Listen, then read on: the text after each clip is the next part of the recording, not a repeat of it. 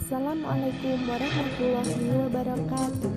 Saya Yulianis Fitri Andini dari D3 Anak Farma 2B yang akan menyajikan materi analisis obat tradisional, khususnya analisis bahan kimia obat piroksitam pada obat tradisional. Pasti pada penasaran? Ayo disimak bersama. Mari ke cekidot.p.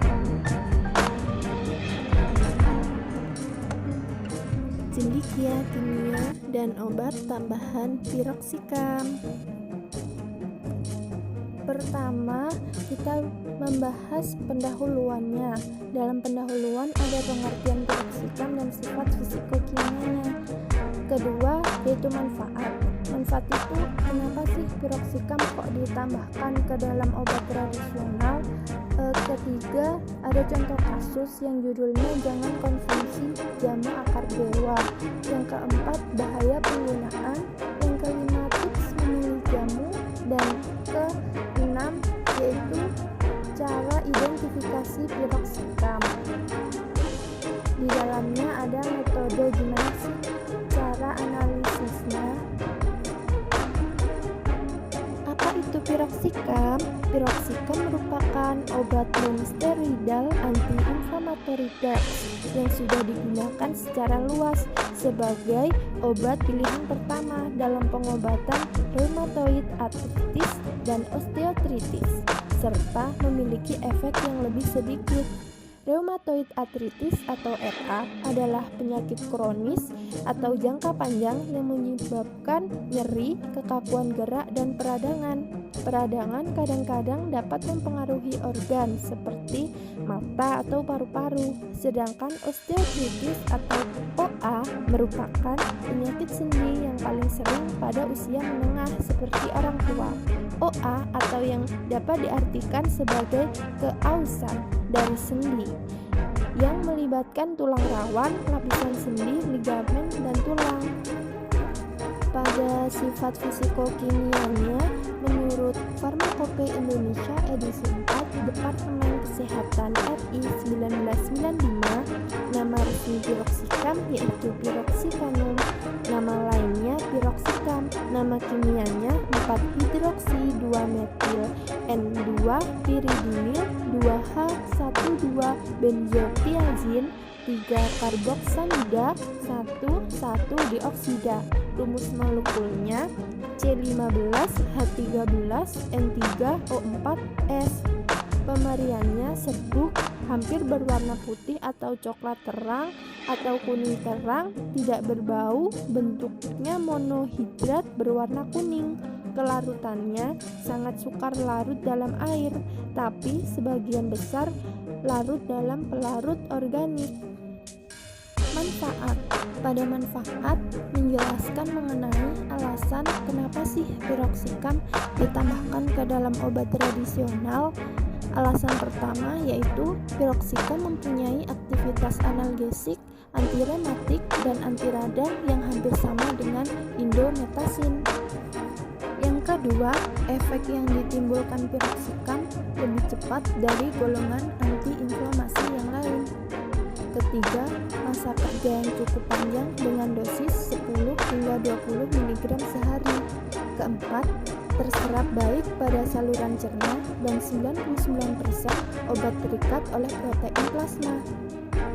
Contoh kasusnya diambil dari republika.co.id Gorontalo pada hari Rabu 25 Januari 2012 yang menyatakan bahwa Badan Pengawas Obat dan Makanan atau BPOM Provinsi Gorontalo meminta masyarakat setempat untuk tidak mengonsumsi jamu dengan merek Akar Dewa karena terbukti mengandung bahan kimia obat atau BKO.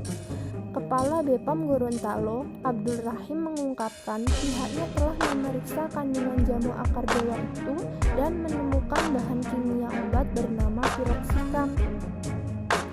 Penggunaan piroksikam dalam dosis yang tidak diketahui seperti yang terkandung dalam jamu berbentuk sirup tersebut antara lain dapat menyebabkan kerusakan ginjal. Selain itu, BPOM sengaja memeriksa sampel jamu tersebut karena banyak dikonsumsi masyarakat dan dianggap berkhasiat menyembuhkan berbagai penyakit seperti encok, pegal lingu, masuk angin, dan rematik. Setelah diuji berkali-kali, barulah ditemukan BKO. Selain itu, produk jamu yang diproduksi UD Citra Alam Jawa Timur juga memalsukan nomor registrasi izin BPOM. Rahim mengatakan pihaknya telah mengeluarkan edaran ke pihak distributor serta toko-toko untuk tidak lagi menjual jamu berbahaya itu. Penambahan BKO piroxicam pada obat tradisional sangat berbahaya sehingga dapat menimbulkan beberapa efek samping seperti perut kembung, sakit mah, mual, muntah, kehilangan nafsu makan, diare, gangguan buang air kecil, pusing, sakit kepala, telinga berdenging, dan semedit. Beberapa efek samping lainnya yang menjadi serius seperti masalah penglihatan, berat badan cepat bertambah, sesak nafas atau kesulitan bernafas, pembengkakan kaki atau pergelangan kaki, dan luka melepuh atau ruam. Cara memilih jamu yang baik dan benar. Untuk syarat jamu bungkusan, pertama yaitu aman. Aman itu memiliki nomor izin edar yang diterbitkan oleh BPOM.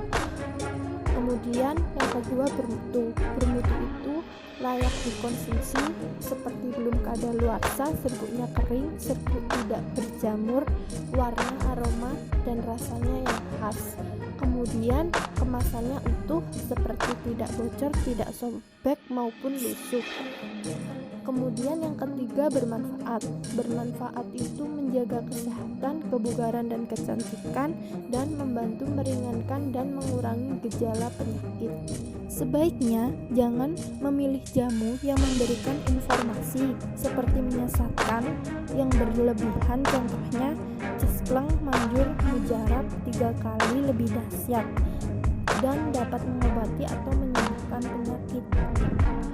Cara mengenali jamu yang ditambahkan bahan kimia obat atau BKO, yang pertama yaitu warna serbuk tidak merata, yang kedua bau khas obat, ketiga apabila di serbuk ada bintik-bintik putih atau kehijauan yang mengapung, keempat uji laboratorium positif mengandung obat. Kenapa jamu yang ditambahkan BKO lebih berbahaya? Karena tidak memiliki uji keamanan khasiat dan kualitas, kemudian takaran yang tidak tepat, dan tidak ada peringatan yang jelas sehingga aturan pakai tidak tepat. Cara analisis bahan kimia obat piroxicam pada jamu, pertama yaitu melalui uji organoleptit, kedua uji mikroskopis, ketiga identifikasinya dapat menggunakan kromatografi lapis tipis. Untuk analisis kuantitatifnya dapat menggunakan spektrofotometri UV vis. Pada uji organoleptit dapat dilakukan dengan cara meletakkan sampel jamu di atas objek gelas, kemudian diamati bentuk, warna, bau, dan rasa menggunakan panca indera. Pada uji mikroskopis dapat dilakukan dengan cara meletakkan sampel jamu yang akan dianalisis di atas objek gelas dan ditetesi dengan klorahidrat, kemudian diamati struktur penyusun jamu tersebut menggunakan mikroskop dengan pedoman pada MMI dan SAI. Pada identifikasi menggunakan KLT atau kromatografi lapis tipis, yang pertama yaitu dibuat larutan baku pembandingnya. Kemudian plat KLT di oven pada suhu 100 derajat Celcius dan digunakan sebagai fase diam. Kemudian eluen yang digunakan yaitu larutan N-butanol banding amonium hidroksida dalam perbandingan 20:20 yang digunakan sebagai fase gerak. Kemudian sampel dan baku pembanding ditotolkan menggunakan pipa kapiler pada plat KLT yang sudah diberi batas atas 2 cm dan batas bawah 1 cm. Setelah eluen naik ke atas, dihitung nilai RF sampel dan baku pembanding. Jika nilai RF sampel mendekati nilai RF baku pembanding, maka sampel dinyatakan positif positif mengandung bahan kimia obat piroksikan. Pada uji secara kuantitatif, yaitu digunakan metode spektrofotometri UV-Vis. Pada uji ini, sampel yang digunakan berasal dari hasil positif diidentifikasi pada metode kromatografi lapis tipis. Hasil tersebut dikerok kemudian dilarutkan dalam 10 ml etanol pure analis 95%. Untuk larutan standarnya dibuat dengan konsentrasi 4 ppm, 6 ppm, 8 ppm, dan 10 ppm dalam 10 ml etanol pure analis 95%. Kemudian diukur nilai absorbansinya pada panjang gelombang 325 nanometer. Dari nilai absorbansi yang dihasilkan, kemudian dihitung kadar piroksikam dalam jamu menggunakan metode kurva kalibrasi. Dengan persamaan regensi linear Y sama dengan Bx plus A dengan syarat nilai R minimum 0,99.